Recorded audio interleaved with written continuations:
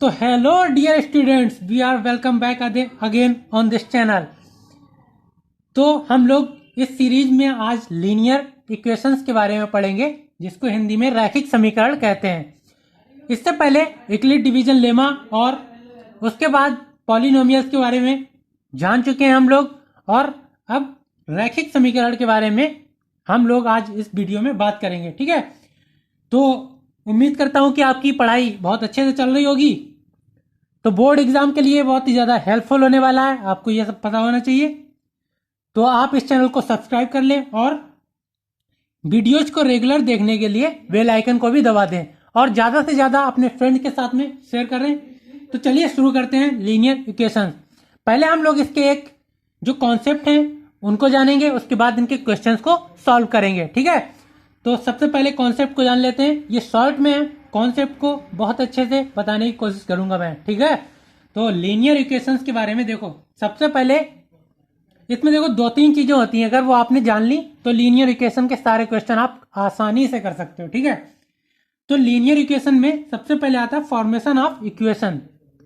देखो कोई भी एक क्वेश्चन दिया होगा, उसमें एक लैंग्वेज लिखी होगी बहुत अच्छी सी, उसमें कि इतने रुपए के इतने पेन, इतने रुपए के इतने पेन, तो कितने रुपए के कितने पेन, इस तरह की कोई लैंग्वेज लिखी होगी। तो उस लैंग्वेज को आप समझ के इक्वेशन की फॉर्म में जब बनाएंगे तो उसको फॉर्मेशन ऑफ इक्वेशन कहते हैं। ठीक है, तो उससे इक्वेशन बनाना आपको आना चाहिए, मैं वो भी सिखाऊंगा अभी क्वेश्चन के थ्रू।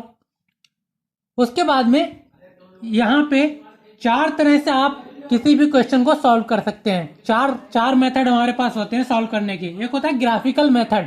ग्राफिकल मेथड में हम लोग ग्राफ के द्वारा जो दो इक्वेशंस दी होंगी उनको ग्राफ के द्वारा सॉल्व करने की कोशिश करेंगे। ग्राफ बनाएंगे और लाइन की दोनों इक्वेशंस को बनाएंगे, जहां पे दोनों लाइन कट करती होगी वही हमारा आंसर हो जाएगा, वही हमारा जो पॉइंट हमें चाहिए वो मिल जाएगा। ठीक है, उसके बाद में सब्स्टिट्यूशन मेथड दूसरा होता है प्रतिस्थापन विधि। इसमें क्या करते हैं, दो इक्वेशन जो इस टाइप की इक्वेशन दी होगी, A X plus B Y is equal to C, D X plus E Y is equal to F, इस तरह की दो इक्वेशन दी होंगी। इसमें से देखो दो वेरिएबल है, एक्स एक वेरिएबल है, एक वाई वेरिएबल है। अभी तक हम जो पॉलिनोमियल पढ़ रहे थे उसमें एक ही वेरिएबल के लिए हम लोग पढ़ रहे थे। ठीक है, यहाँ पे दो वेरिएबल है हमारे पास, एक एक्स और एक वाई। तो दो वेरिएबल के साथ में हम जब लाइन को बनाते हैं तो दो लाइन हमारे पास मिल रही हैं, इनको जब सॉल्व करेंगे तो एक पॉइंट मिलेगा, वो हमारा इन दोनों इक्वेशंस को सेटिस्फाई करता होगा। मतलब उन दोनों पॉइंट को अगर इन इक्वेशन में रखेंगे तो जीरो हो जाएगा। तो यहाँ से एक्स की वैल्यू को हम वाई के टर्म में निकाल लें या वाई की वैल्यू को एक्स के टर्म में निकाल लें और फिर दूसरे इक्वेशन में रख दें। किसी एक इक्वेशन से एक्स की वैल्यू को वाई के टर्म में या वाई की वैल्यू को एक्स के टर्म में निकाल लें, उसके बाद उसको दूसरी इक्वेशन में रख दें, तब एक्स की वैल्यू या हमें वाई की वैल्यू मिल जाएगी। अभी क्वेश्चन से क्लियर हो जाएगा कैसे करते हैं। ठीक है, तो उस विधि को हम प्रतिस्थापन विधि कहते हैं या सब्स्टिट्यूशन मेथड कहते हैं। ठीक है, तीसरा आता है हमारे पास विलोपन विधि, जिसे एलिमिनेशन मेथड कहते हैं। इसमें क्या करते हैं, देखो एक इक्वेशन ये है, ये दूसरी इक्वेशन है, इसमें देखो x का कोफिशिएंट a है, इसमें x का कोफिशिएंट d है। तो क्या करते हैं हम लोग, किसी ऐसे कांस्टेंट से मल्टीप्लाई करते हैं, किसी ऐसे नंबर से मल्टीप्लाई करते हैं दोनों इक्वेशन में कि किसी भी एक वेरिएबल का कांस्टेंट समझ लो, देखो एक वेरिएबल का कांस्टेंट टर्म बराबर हो जाए। जैसे x के साथ में जो भी चीज दी है यहाँ इस वाली इक्वेशन में, वही x के साथ इस वाली इक्वेशन में हो जाए, तो हम उन दोनों को डिवाइड या सब्ट्रैक्ट या जोड़ के या घटा के उसको एक को एलिमिनेट कर सकते हैं, मतलब सिर्फ बाई में इक्वेशन बना सकते हैं। तो उस तरह की विधि को हम लोग एलिमिनेशन मेथड कहते हैं, विलोपन विधि कहते हैं।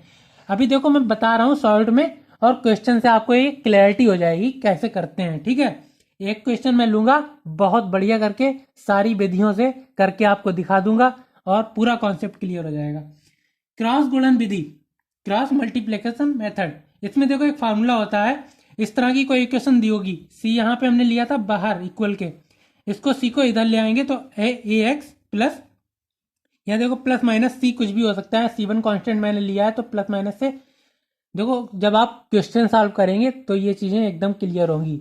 अभी देखो मैंने क्या लिया है क्वेश्चन को, a1x plus b1y plus c1 is equal to 0। एक इक्वेशन ए लीनियर इक्वेशन है ये। a2x plus b2y plus c2 is equal to 0, ये दूसरी हमने इक्वेशन ले ली। अब इन दोनों इक्वेशन को क्रॉस मल्टीप्लिकेशन मेथड से कैसे सॉल्व करते हैं, इसको क्या लिखते हैं हम, x अपान v1c2 माइनस b2c1। देखो x के लिए हम जब लिखेंगे तो इससे हमें कोई मतलब नहीं होना चाहिए, इससे हमें कोई मतलब नहीं होना चाहिए। b1c2 माइनस b2c1 हमने लिख दिया, b1c2 माइनस b2c1। जब y के लिए लिखेंगे तो y को छुपा लेंगे, इससे और इससे मतलब होना चाहिए। लेकिन y के लिए जब लिखेंगे तो यहाँ माइनस का साइन लगाएंगे, फिर लिखेंगे a1c2 a2c1 a1c2 a2c1। हमने देखो लिखा माइनस के साथ में a1c2 माइनस a2c1। अब c के लिए जब कांस्टेंट टर्म के लिए लिखेंगे तो यहाँ ऊपर कांस्टेंट 1 आएगा और यहाँ इसे छुपा लेंगे। तो छुपाने के बाद में क्या होगा, a1 b2 और a2 b1, इसे इस तरह से लिख देंगे। ठीक है, तो क्रॉस मल्टीप्लिकेशन मेथड से इस तरह से लिख लेंगे।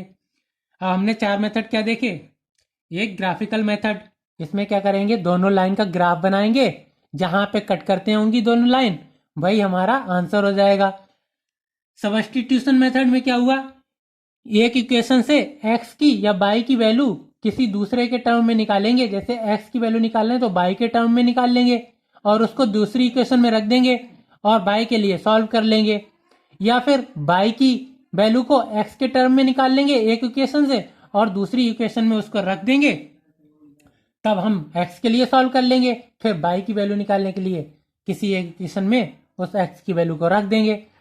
उसके बाद में हमारे पास था एलिमिनेशन मेथड। एलिमिनेशन मेथड में क्या करते हैं, किसी एक कॉफिशिएंट को, किसी भी एक वेरिएबल के कॉफिशिएंट को बराबर कर लेते हैं दोनों इक्वेशन में। कैसे करते हैं, मल्टीप्लाई करके, कुछ भी ऐसा मल्टीप्लाई कर देंगे हम दोनों इक्वेशन में कि किसी एक वेरिएबल का जो कांस्टेंट टर्म है वो सेम हो जाए और उसे घटा देंगे या जोड़ देंगे, तो फिर हमारा कैंसिल हो जाएगा। एक टर्म कैंसिल हो जाएगा तो सिर्फ इक्वेशन y में या x में बच जाएगी, तो वहां से x की वैल्यू निकाल लेंगे। उसके बाद में क्रॉस मल्टीप्लिकेशन मेथड देखा हमने, तो क्रॉस मल्टीप्लिकेशन मेथड में क्या था, हमारे पास दो इक्वेशन इस फॉर्म में दी होंगी, a1x plus b1y plus c1 is equal to 0, a2x plus b2y plus c2 is equal to 0। तो यहाँ से x का जब कॉफिशिएंट लिखेंगे नीचे तो x को छुपा लेंगे, b1c2 b2c1। फिर y का लिखेंगे तो a1c2 a2c1। फिर c का लिखेंगे तो 1 अपान a2 a1 b2 a2 b1। लेकिन जब y का लिखेंगे तो यहाँ माइनस भी लगाएंगे, ये बात ध्यान रखना। ठीक है, अगर माइनस जिस बुक में माइनस नहीं लगा होगा तो उसमें इस तरह से लिखा होगा y का कॉफिशिएंट, पहले इसको लिखा होगा a2c1 और फिर c2 a1। लेकिन मैं जिस रूल से चल रहा हूँ वहां पे माइनस लगाना पड़ेगा। देखो a1c2 a2c1, पहले इनका इनका इनका इनका इनका इनका इनका इनका इस तरह से करोगे तो फिर माइनस लगाना पड़ेगा। तो ये वाला आप फार्मूला याद कर सकते हैं। ठीक, उसके बाद में हमारे पास एक और कॉन्सेप्ट होता है कंसिस्टेंसी वाला। ये आपको थोड़ा ध्यान देके देखना इसको, कंसिस्टेंसी एंड इनकंसिस्टेंसी, इसको हिंदी में कहते हैं संगत युग्म या असंगत युग्म ऑफ रैखिक समीकरण। रैखिक समीकरण के संगत युग्म क्या होते हैं या असंगत युग्म क्या होते हैं, या कंसिस्टेंसी क्या होती है और इनकंसिस्टेंसी क्या होती है। तो इसमें देखो हमारे पास दो इक्वेशन इस तरह की दी होंगी, जो a1x plus b1y plus c1 is equal to 0, a2x plus b2y plus c2 is equal to 0। इस तरह की दो इक्वेशन दी होंगी हमारे पास। दो इक्वेशन में जब x का कोएफिशिएंट a1 अपान a2 करेंगे, a1 और a2 क्या है, a1 है x का कोएफिशिएंट और a2 है इस दूसरी इक्वेशन से x का कोएफिशिएंट। तो a1 अपान a2 करें, उसका रेशियो निकालें, और b1 अपान b2 करें, उसका रेशियो निकालें। अगर दोनों बराबर नहीं आते हैं, दोनों बराबर नहीं आते हैं, इसका मतलब है दोनों इक्वल नहीं आते हैं, तब लाइन क्या करेंगी, किसी एक पॉइंट पे इंटरसेक्ट करती होंगी, मतलब काटती होंगी इस तरह से, एक लाइन ऐसी एक लाइन ऐसी, तो यहाँ पे काटती होंगी। तो काटते हुए वो एक ही पॉइंट पे काटेंगी, तो हम कह सकते हैं यूनिक सॉल्यूशन। तो वो क्या देंगी, यूनिक सोल्यूशन। सिर्फ एक पॉइंट पे काटेंगी तो वो यूनिक सोल्यूशन देगी, मतलब इकलौता ऐसा हल देंगी, केवल एक ही हल देंगी जिससे हमारी दोनों इक्वेशन सेटिस्फाई होती होंगी। मतलब इस पॉइंट पे जो हमारे एक्स और वाई की वैल्यू मिलेंगी उन दोनों को इन इक्वेशन में रखेंगे तो दोनों ही जीरो हो जाएंगी, दोनों सेटिस्फाई हो जाएंगी। ठीक है, अगर a1/a2 b1/b2 के बराबर नहीं है तो लाइन इंटरसेक्ट करती होंगी, एक दूसरे को काटती होंगी एक पॉइंट पे और यूनिक सोल्यूशन देती होंगी। फिर दूसरी कंडीशन क्या है, अगर a1/a2 b1/b2 a1/a2 b1/b2 ये तो इक्वल हैं, लेकिन c1/c2 ये इक्वल नहीं है इन दोनों के।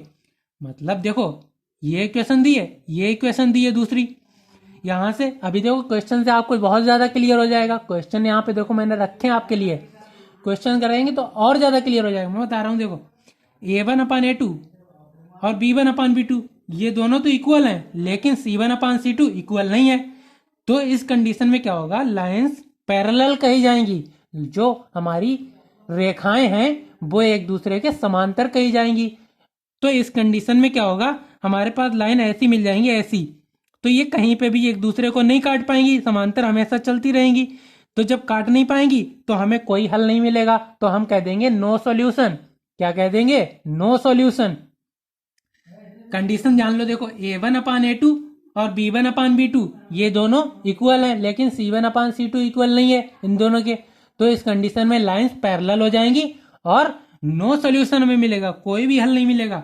इसके बाद में अगर a1/a2 b1/b2 c1/c2 तीनों ही अगर इक्वल हो जाते हैं, a1/a2 निकाला, b1/b2 निकाला, c1/c2 निकाला, अगर तीनों इक्वल हो जाते हैं तो लाइन एक दूसरे को कोइंसाइड कर जाएंगी। मतलब ये वाली लाइन जो होगी उसी पे दूसरी लाइन होगी, ये वाली लाइन जो होगी उसी के ऊपर दूसरी लाइन होगी। मतलब हर पॉइंट पे एक दूसरे को कट कर रही होंगी ये दोनों। किस कंडीशन में, अगर a1/a2 b1/b2 और c1/c2 तीनों ही आपस में इक्वल हो जाते हैं तो लाइन अलग अलग नहीं होंगी, एक ही लाइन पे ही दोनों लाइन होगी। मतलब बहुत ज्यादा हर पॉइंट पे वो कट करती होंगी, तो हम कह देंगे इसके इनफाइनाइट सोल्यूशन होंगे। मतलब गिन ही नहीं सकते, इतने सोल्यूशन आ जाएंगे कि गिन ही नहीं सकते हो, अनंत सोल्यूशन, अनंत हल हो जाएंगे। अब देखो इतने कॉन्सेप्ट मैंने सीखे कि फॉर्मेशन ऑफ इक्वेशन, इक्वेशन को कैसे बनाएंगे। तो कैसे बनाएंगे, आप क्वेश्चन को पढ़ो, उसमें जो लैंग्वेज लिखी है उसको समझो और क्वेश्चन इक्वेशन को बना डालो। फिर उसके बाद ग्राफिकल मेथड, ग्राफिकल मेथड में जो इक्वेशन दी है उसमें ग्राफ बना लेना। ग्राफ बनाना अभी मैं बता दूंगा, ग्राफ बना लेना और ग्राफ में जिस पॉइंट पे वो कट करती होंगी वही हमारा सॉल्यूशन हो जाएगा उन दोनों इक्वेशन का। फिर उसके बाद हमने पढ़ा था सब्स्टिट्यूशन मेथड, प्रतिस्थापन विधि। इसमें क्या करते हैं, किसी एक से एक की चीज, एक वेरिएबल की वैल्यू को दूसरे वेरिएबल के फॉर्म में निकालते हैं और दूसरी इक्वेशन में रख देते हैं और बस उसको सॉल्व कर लेते हैं। एलिमिनेशन मेथड हमने पढ़ा था, एलिमिनेशन मेथड में दोनों का कोफिशिएंट किसी एक वेरिएबल में, दोनों इक्वेशन में कोफिशिएंट एक से एक जैसा कर लेंगे सेम, फिर उसको घटा देंगे, घटाने के बाद में सॉल्व कर लेंगे। उसके बाद क्रॉस मल्टीप्लीकेशन में ये फार्मूला होता है, बता दिया है। कंसिस्टेंसी एंड इनकंसिस्टेंसी कैसे चेक करेंगे, अगर a1/a2 b1/b2 इक्वल नहीं आ रहा है तो लाइन इंटरसेक्ट करती होंगी, यूनिक सोल्यूशन दे देंगी। a1/a2 b1/b2 बराबर आ रहा है लेकिन c1/c2 बराबर नहीं आ रहा, तो लीनियर इक्वेशन जो होंगी वो एक दूसरे के पैरेलल होंगी, समांतर होंगी, तो कोई भी सोल्यूशन नहीं देंगी। और अगर a1/a2 b1/b2 और c1/c2 ये तीनों ही आपस में इक्वल हो जाएंगे तो लाइन कोइंसाइड कर जाएंगी, एक ही लाइन होंगी दोनों, तो इनफाइनाइट सोल्यूशन हो जाएंगे। अब देखो कंसिस्टेंसी कब होगी और इनकंसिस्टेंसी कब होगी।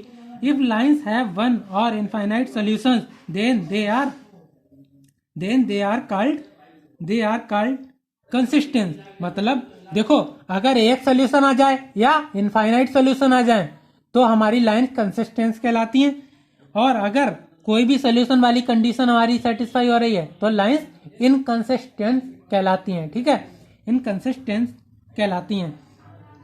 तो कंसिस्टेंसी कब कहलाएगी, हमारे पास अगर यूनिक सोल्यूशन वाली कंडीशन सेटिस्फाई होती हो लाइन से, या इनफाइनाइट सोल्यूशन वाली लाइन हमारी सेटिस्फाई होती हो, तो हमारी समीकरण संगत समीकरण कहलाएंगी। ठीक, अब देखो क्वेश्चन पे आ जाते हैं।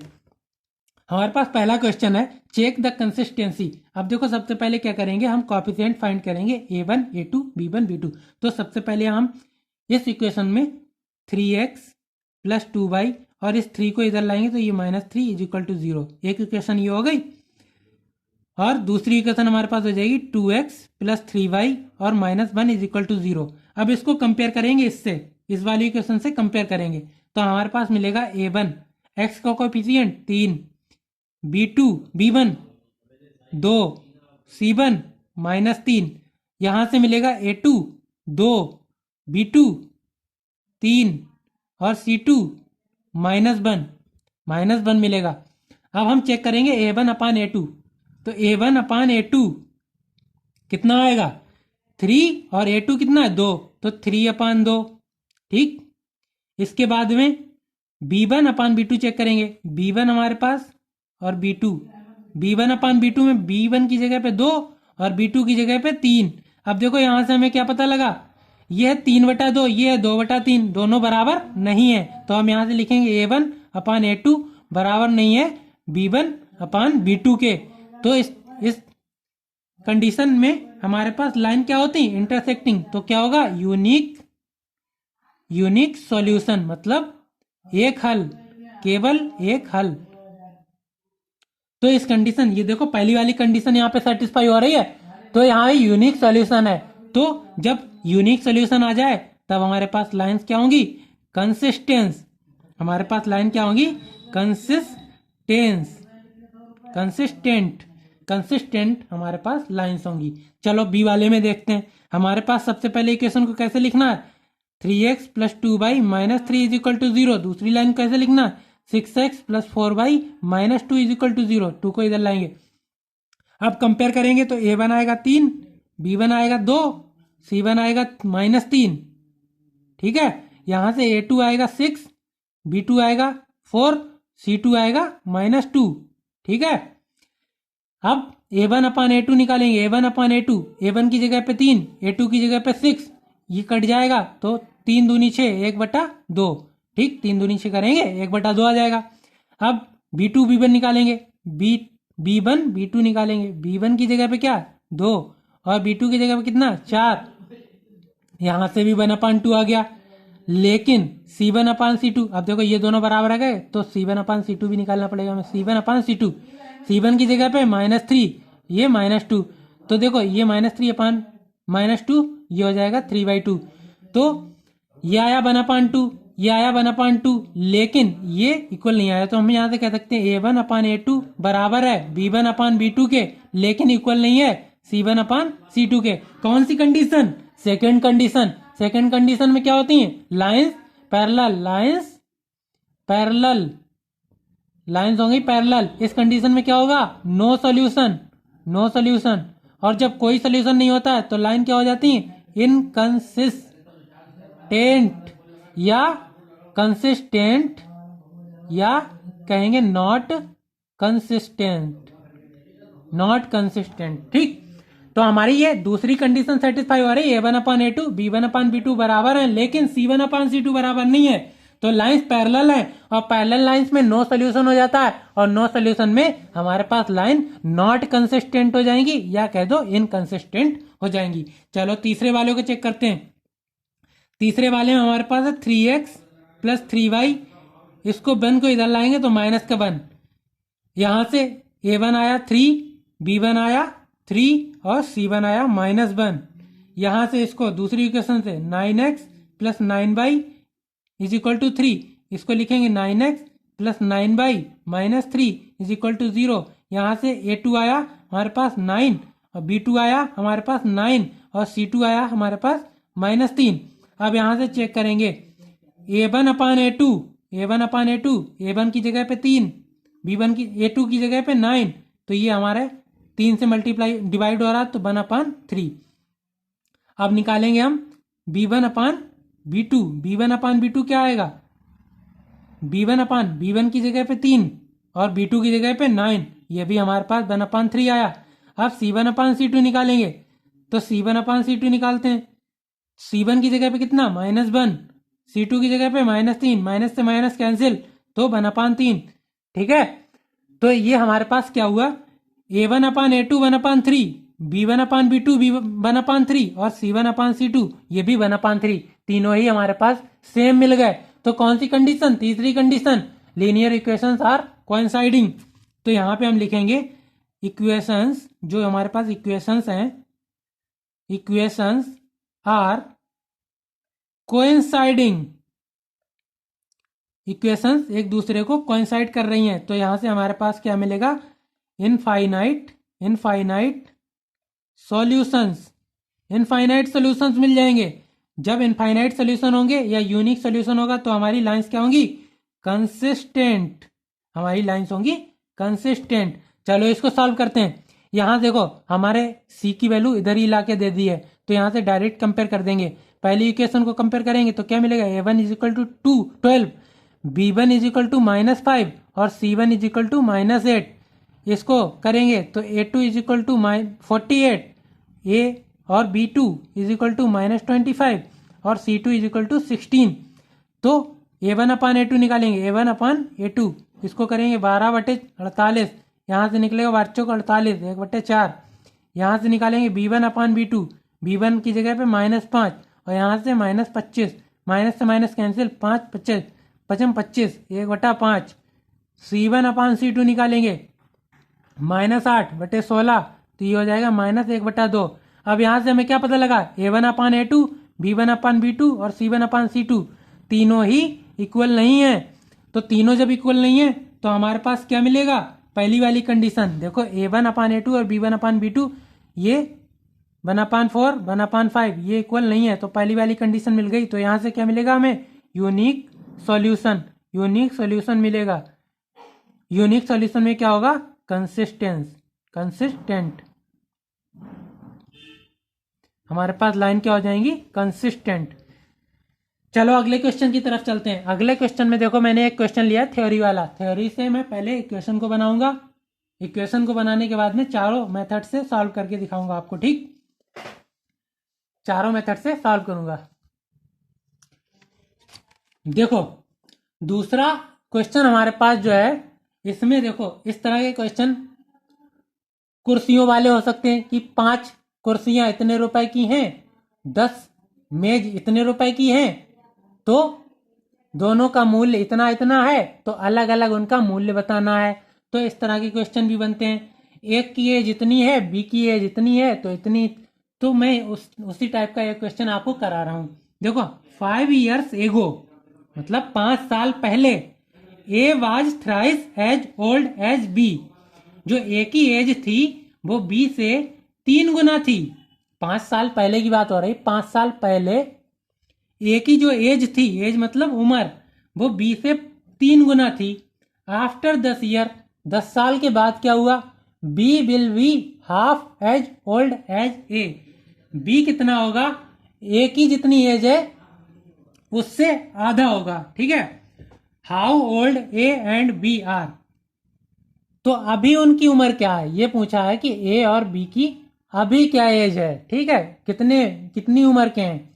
तो यहां पे मैंने लिख दिया solve the equation and draw the graph. तो सबसे पहले ग्राफ ड्रा कर लेंगे इसका। तो इसको हम लोग इसका सॉल्यूशन देखते हैं। सॉल्यूशन, सबसे पहले हम इक्वेशन फॉर्म करेंगे। तो सबसे पहले हम देखेंगे फॉर्मेशन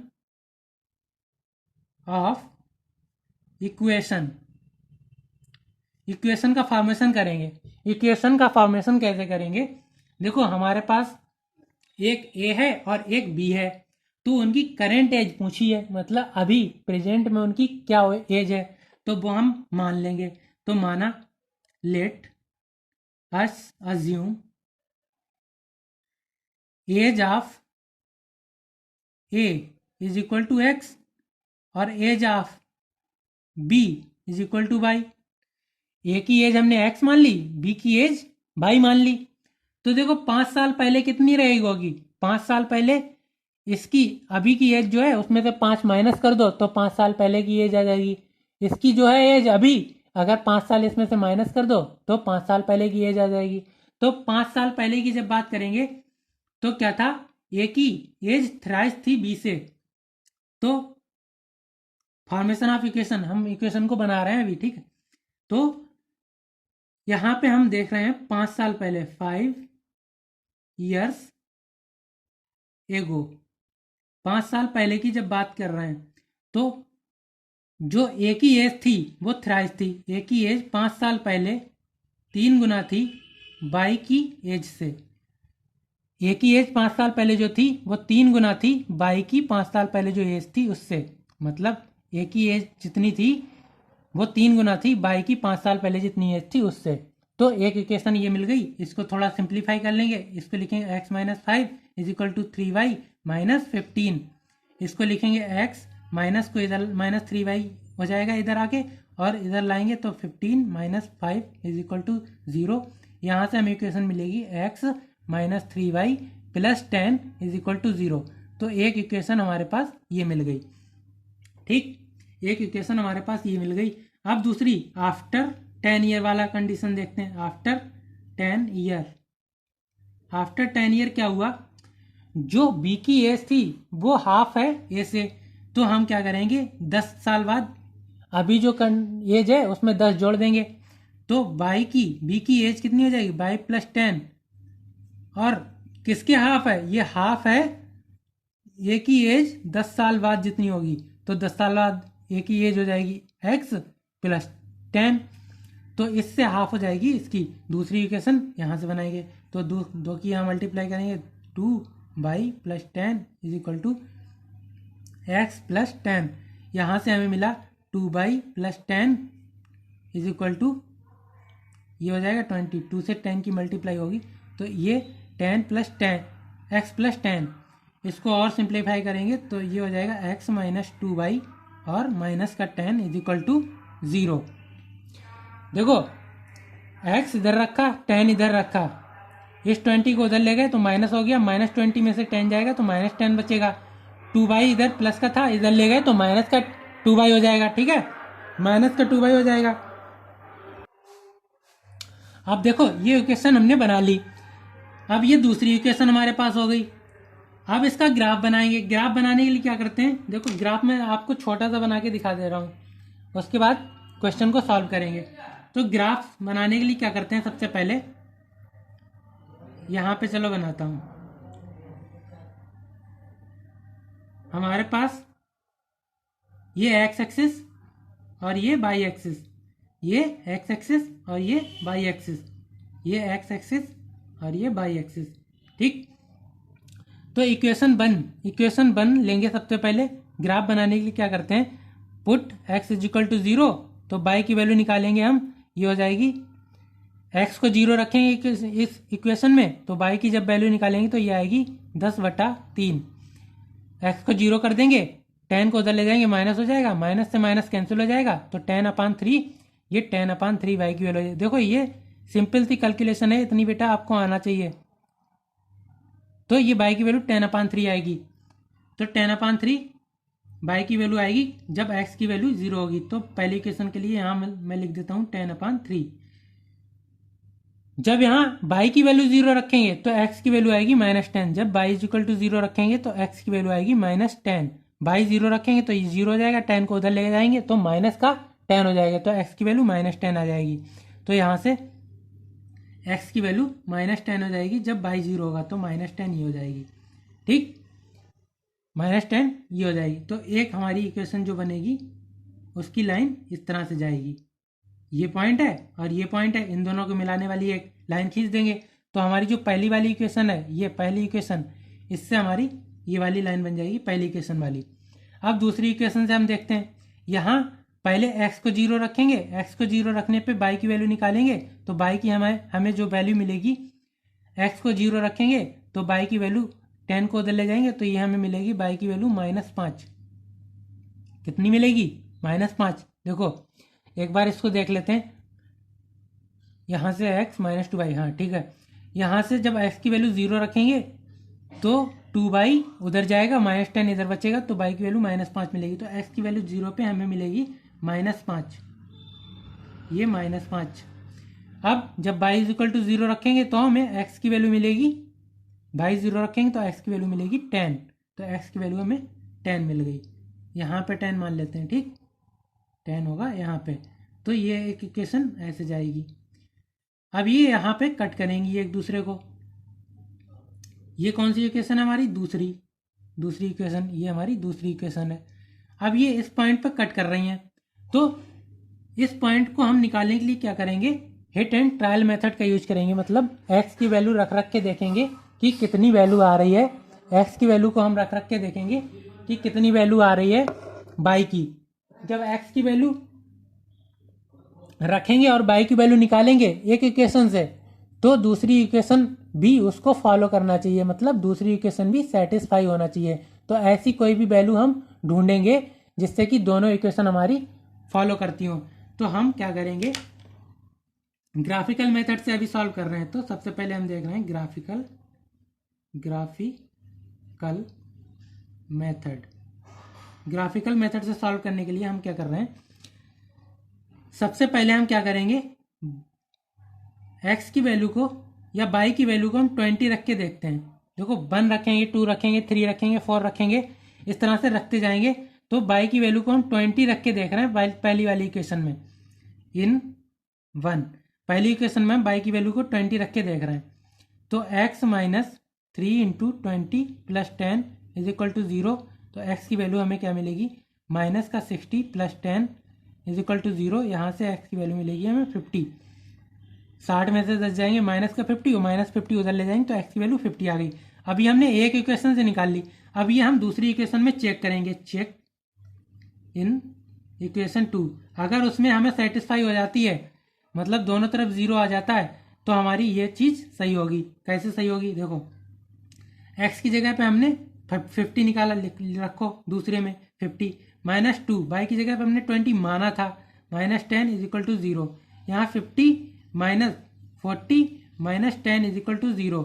ये 50 माइनस 50 इज इक्वल टू 0। ये 50 ये 0 हो जाएगा, ये 0 0 0 दोनों तरफ आ गया। इसका मतलब जो हमने बाई की वैल्यू मानी थी वो एकदम सही थी। तो ये जो पॉइंट है इसकी वैल्यू क्या आएगी? 50, 20। एक्स की जगह पे ये 50 आ जाएगा और बाई की जगह पे ये 20। तो ये हमारा आंसर हो जाएगा कि एक्स की वैल्यू हमें मिलेगी 50 और बाई की वैल्यू हमें मिलेगी 20।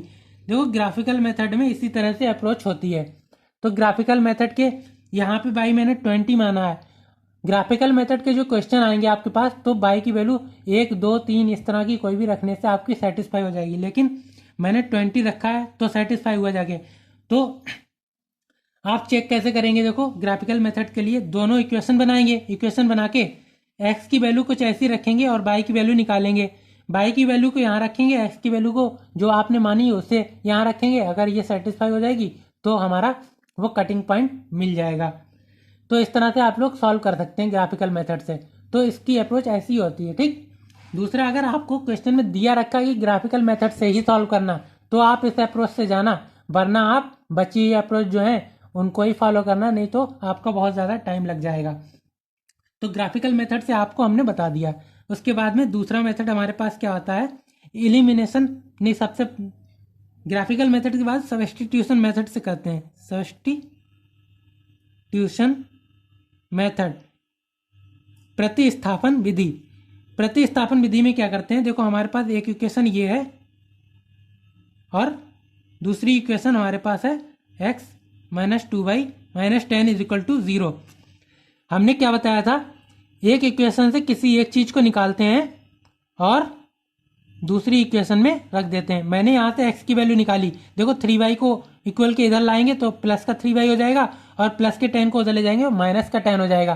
तो x की वैल्यू मैंने इस वाली इक्वेशन से निकाल ली, पहली वाली इक्वेशन से, और इसको हम रखेंगे पुट इन इक्वेशन 2 और इक्वेशन 2 में रखेंगे इसको। तो x की जगह पे हम रखेंगे, x की जगह पे रखेंगे 3y माइनस 10 और माइनस का 2y, ये वाला 2y माइनस का 10 इज इक्वल टू 0। देखो इस इक्वेशन से हमने क्या निकाला? पहली वाली इक्वेशन से x की वैल्यू निकाल ली बाई के टर्म में। यही सब्स्टिट्यूशन मेथड होता है कि x की वैल्यू को हमने बाई के टर्म में निकाल लिया। फिर दूसरी इक्वेशन में x की जगह पे ये हमने रख दिया इसको और बाकी इक्वेशन ऐसी लिख दी। अब इसे सॉल्व करेंगे। 3y minus 10 minus 2y minus 10 is equal to 0। यहाँ से 3y में से 2y जाएंगे तो 1y बचेगा, माइनस 10 20 हो जाएगा, ये 0। तो यहाँ से हमें y की वैल्यू क्या मिलेगी? y की वैल्यू क्या मिलेगी? 20 को उधर ले जाएंगे तो y की वैल्यू हमें 20 मिल जाएगी। और इस बाई की वैल्यू 20 को हम इसमें रख देंगे तो एक्स की वैल्यू मिल जाएगी। तो हम रखेंगे x is equal to 3 into 20 minus 10 is equal to 60 minus 10 is equal to 50। तो एक्स की वैल्यू हमें 50 मिल गई। तो अगेन देखो, मैंने जो ग्राफिकल मेथड से जैसे सॉल्व किया था, एक्स की वैल्यू 50 आई थी और वाई की वैल्यू 20, तो सब्स्टिट्यूशन मेथड से भी दोनों ही वैल्यू हमें मिल गई। इसका मतलब क्या हुआ, हमें पता लग गया एक्स क्या माना था हमने, एक्स माना था एक ही एज। तो एक ही एज क्या है, एक ही एज क्या आ गई हमारे पास, एक ही एज आ गई 50 ईयर्स। और बाई मतलब हमने क्या माना था, बी की एज क्या आ गई 20 ईयर्स। अब देखो ग्राफिकल मेथड से कितना हम लोगों को काम करना पड़ा ये वैल्यू निकालने के लिए, लेकिन सब्स्टिट्यूशन मेथड से कितनी आसानी से दोनों वैल्यूज आ गई। हमें पता लग गया कि ए कितने साल का था और बी कितने साल का था।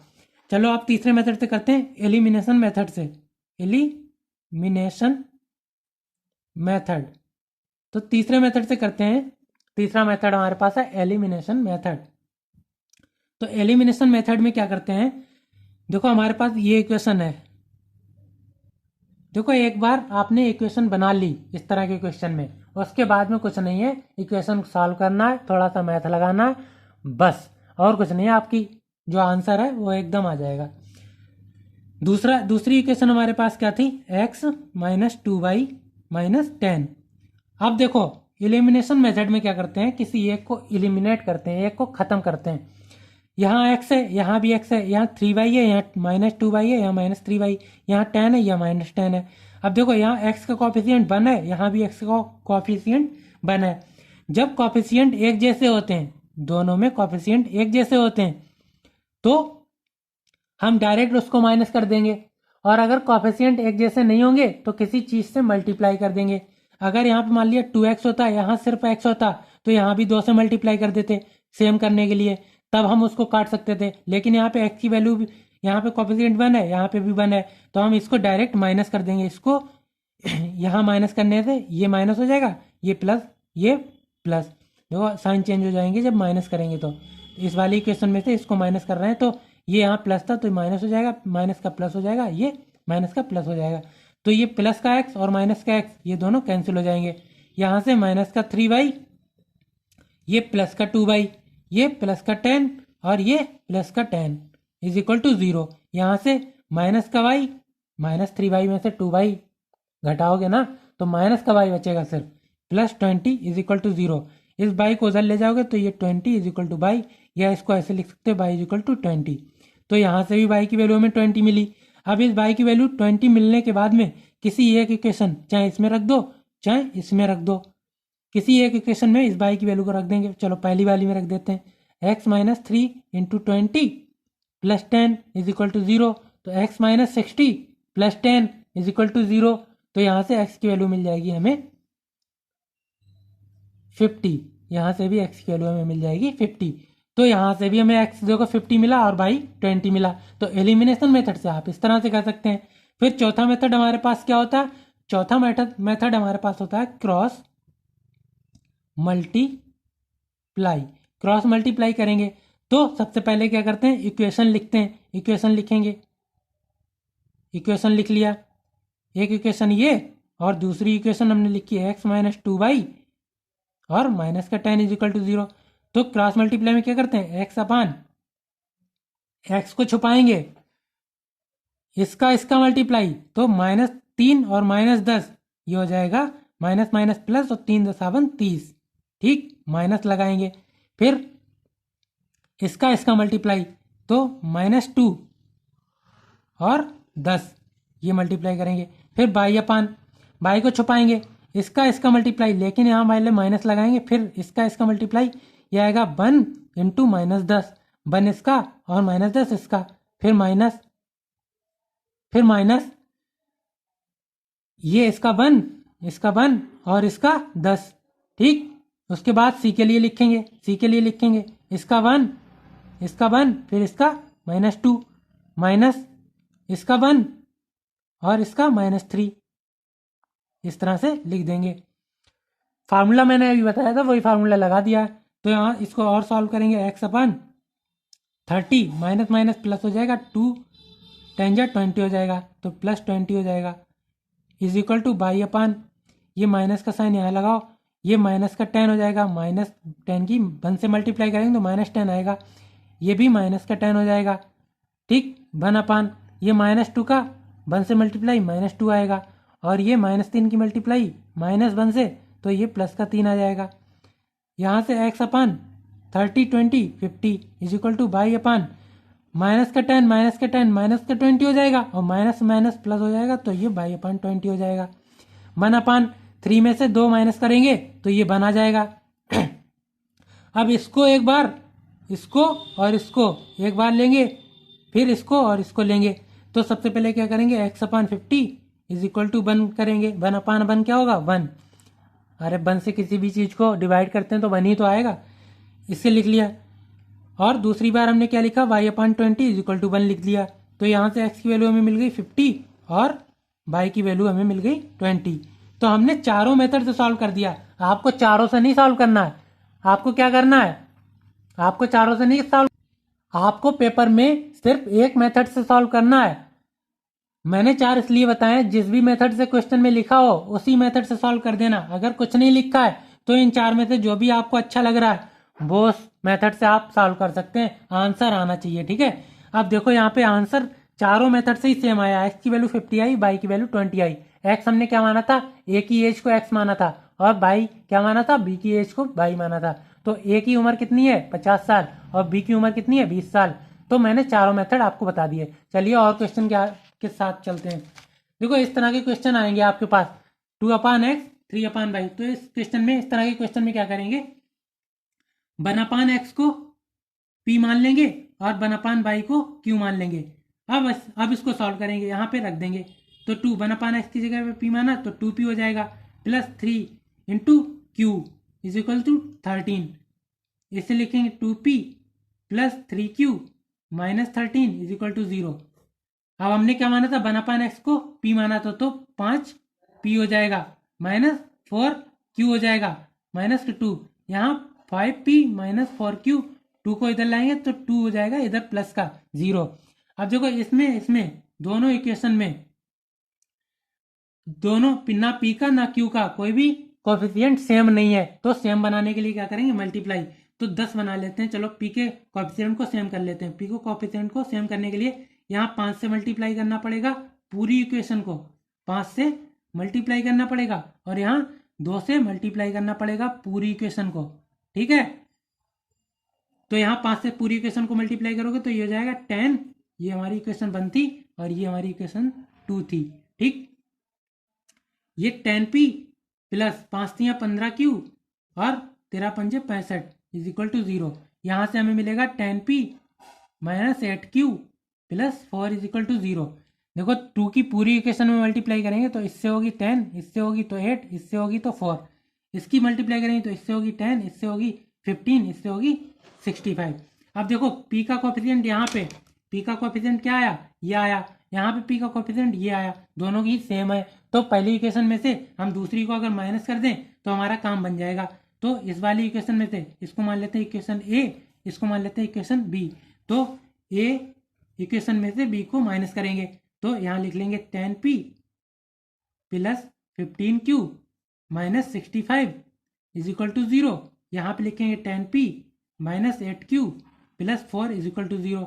माइनस करने के लिए क्या करते हैं, साइन चेंज करते हैं, ये माइनस हो जाएगा, ये प्लस हो जाएगा, ये माइनस हो जाएगा। इसको 10p में से 10p कैंसिल हो जाएगा, इसको काट देंगे। 15q और 8q ये प्लस हो गया था तो दोनों जुड़ जाएंगे, 8 5 23q हो जाएगा। ये 65 था और ये 4 था, ये माइनस का था, ये भी माइनस का था, तो ये क्या हो जाएगा 69 हो जाएगा। तो यहाँ से q इज इक्वल टू क्या आ जाएगा 23q हो जाएगा 69। तो q की वैल्यू हमारे पास क्या मिलेगी 69 अपॉन 23। 23 तो q की वैल्यू हमें क्या मिल जाएगी 3। लेकिन ये देखो अभी q की वैल्यू आई है, निकालना क्या है x और y की वैल्यू। अब देखो q की वैल्यू 3 आई है तो किसी एक इक्वेशन में 1 में या 2 में रख देंगे। तो पुट इन इक्वेशन 1 में रखेंगे तो p की वैल्यू को हम निकाल सकते हैं 2p प्लस 3, q की जगह पे 3 निकाला अभी मैंने 13 इज इक्वल टू 0। इस वाली इक्वेशन में रख रहे हैं 2p प्लस 3 और क्यू की वैल्यू मैंने 3 रख दी जो अभी निकाली -13, तो यहाँ से 2p + 9 - 13 = 0, 2p, और यहाँ से 13 - 9 करेंगे तो ये माइनस का बचेगा 4, तो p की वैल्यू यहाँ से हमें मिलेगी 4/2, 4 को उधर ले जाएंगे 2 अपान में ले जाएंगे तो p की वैल्यू 2 मिल जाएगी। ठीक, लेकिन हमने p को क्या माना था 1/x जिसकी वैल्यू आई 2, और q को हमने माना था 1/y जिसकी वैल्यू आई है 3, तो 1/x तो 2 है हमारे पास, 1/y है 3, तो x की वैल्यू हमें मिलेगी 1/2 और y की वैल्यू मिलेगी 1/3। क्रॉस मल्टीप्लाई करके देख लेना, x को इधर ले जाएंगे 2 को अपान में लाएंगे, y को उधर ले जाएंगे और 3 को अपान में लाएंगे, तो x की वैल्यू हमें मिल जाएगी 1/2 और y की वैल्यू मिल जाएगी 1/3। ठीक है, तो इस तरह से इस तरह के क्वेश्चन को हम सॉल्व कर लेंगे। अब इसमें क्या है, इस तरह के क्वेश्चन में क्या है, क्वेश्चन नहीं है हमारे पास जो x 6x + 3y = 6xy दिया है, इसमें x y से पूरे को डिवाइड कर देंगे, तो 6x अपान xy फिर 3y अपान xy = 6xy अपान xy, दोनों को हम डिवाइड कर देंगे, मतलब पूरी इक्वेशन को x y से डिवाइड कर देंगे, तो यहाँ x से x कैंसिल हो जाएगा, तो 6x अपान xy प्लस 3y अपान xy = 6xy अपान xy। अब देखो यहाँ x था, x से x कैंसिल हो गया, y था, y से y कैंसिल हो गया, यहाँ xy से पूरा xy कैंसिल हो गया, तो हमारी जो इक्वेशन आ गई वो x अपान y प्लस 3 अपान x = 6 की फॉर्म में आ गई। इसको ऐसे लिख सकते हैं 3 अपान x प्लस 6 अपान y = 6।